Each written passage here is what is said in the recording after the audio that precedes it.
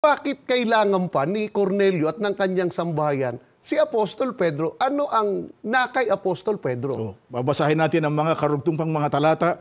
Dito naman sa 22 hanggang 23. At sinabi nila, ang senturyong si Cornelio na taong matuwid at matatakutin sa Diyos at may mabuting patutuo ng buong bansa ng mga Hudyo, ay pinapagpaunawaan ng Diyos sa pamamagitan ng isang banal na anghel na ikaw ay paparoonin sa kanyang bahay at upang makarinig sa iyo ng mga salita.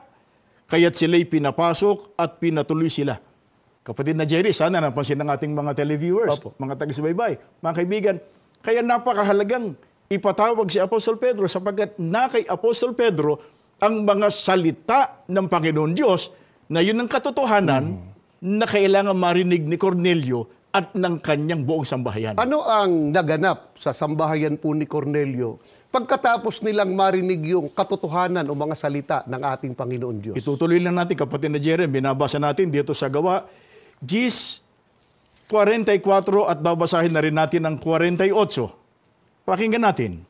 Samantalang nagsasalita pa si Pedro ng mga salitang ito, ay bumaba ang Espiritu Santo sa lahat ng nangakikinig ng salita.